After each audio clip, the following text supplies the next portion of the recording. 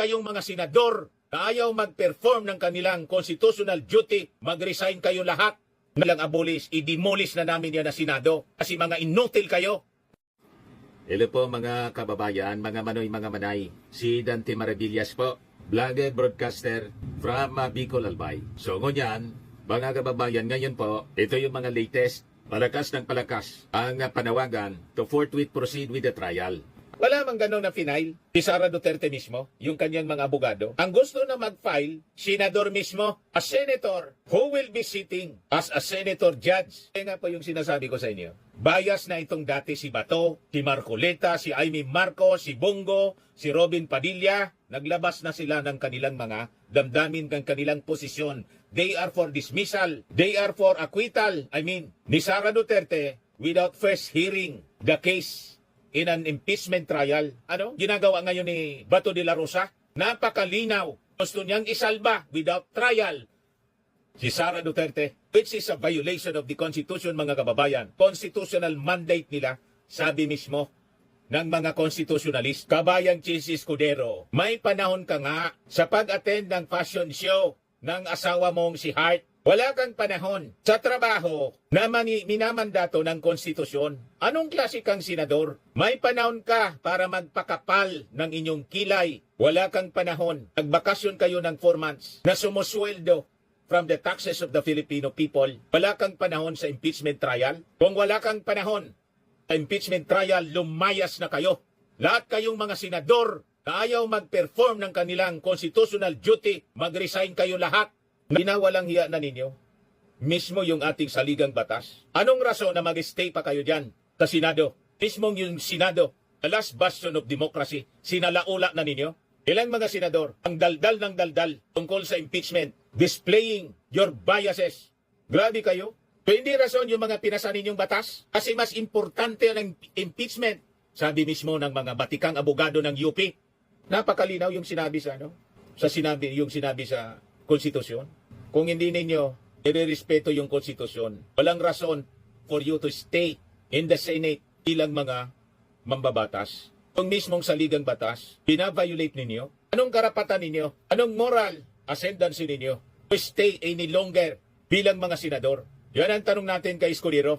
Tatandaan mo yan, Senator, Senate President Chis Escudero, Bato de la Rosa, milyon na yung nag-congregate yan. Tumakbo na kayo kung saan ninyo gustong tumakbo. Kasi pag nahawakan kayo ng ating mga mamamayang Filipino, sabi nga po, dila nyo lang ang walang latay. Kayo, noong previous administration, AJK, si Sara Duterte nagbanta.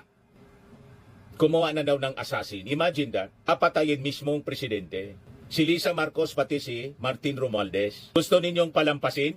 Kung ayaw ninyo, papanagutin si Sara Duterte, kaming mga mamamayang Filipino ang magpapanagot sa inyo. Tandaan ninyo yan. Sa sobrang pananakot ninyo, naubos na po ang takot ng mga tao ngayon. Ipaglalaban hanggang kamatayan ang pag-defend sa ating konstitusyon na sinasalaula ninyo. Tandaan ninyo yan, Chis Escudero. Kaya pag tinalikuran po ninyo inyong mandato bilang mga senador, ang gagawin namin po, ipapadlak namin yan na Senado. And we will move to abolish, i-demolish namin yan. Hindi lang abolish, i-demolish na namin yan na Senado. Kasi mga inutil kayo. Ang pagbanta sa mismong ating Pangulo kay Lisa Marcos, Martin Romualdez, at sinabi na no joke, may kinontrata na akong assassin. Mangontrata na rin kami ng mga assassin. Ano? Yun na lang ang gawin natin. Pag nagkaroon ng ganyan, mga kababayan, pinalusot ninyo, baka, God forbid, baka, doon ang gawin ng ating mga mamamayang Filipino. Ilagay sa sariling kamay ang batas. Baka magka-civil war pa tayo rito. Hindi magunahan na lang tayo pag ganyan. Purging. Ang mangyari niyan, purging ng ating bansa. Matira yung matibay kasi wala na po yung pinagkakatiwalaan natin. Ang mga senador gustong palusutin ng ganitong mga gawain without trial. Sabi kiniko Pimentel, wala mga problema.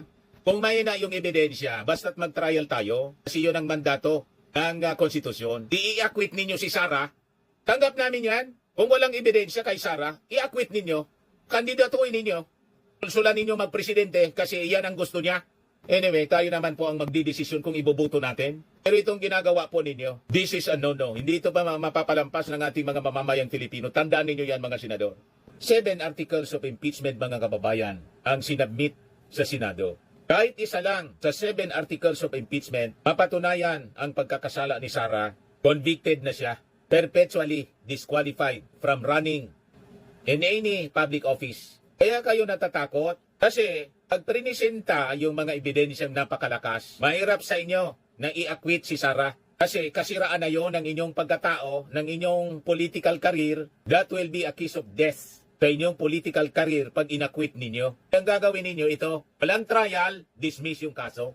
Huwag kami mga senador. Pag ginawa ninyo yan, susugod ang mga mamamayang Filipino sa Senado para kaladkarin kayo.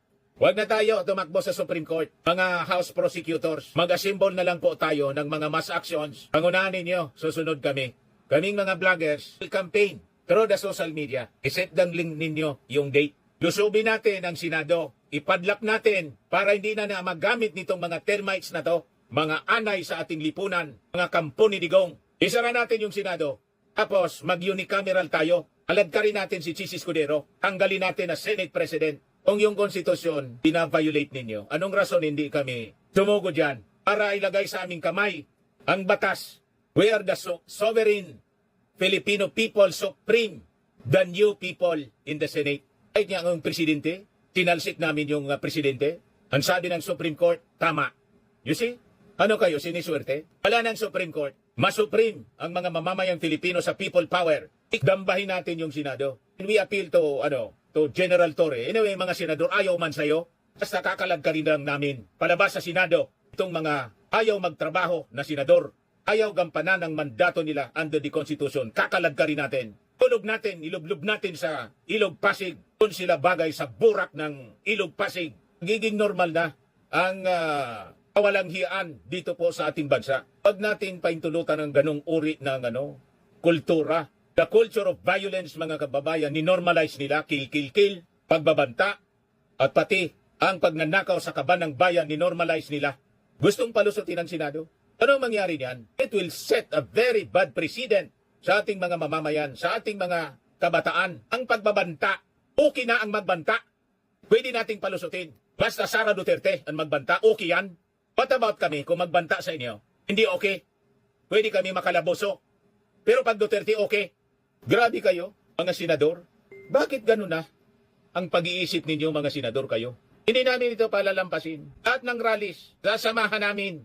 Mananawagan tayo kay Risa Ontiveros, kay Laila de Lima, yung mga leaders, Martin Romualdez, to mobilize massive rallies into the UP Faculty College of Law, all universities and colleges to the akbayan, mga religious organization. Sama-sama po tayo, dambay natin yung Senado. Huwag natin palampasin ang pangwawalang hiya nila sa ating saligang batas.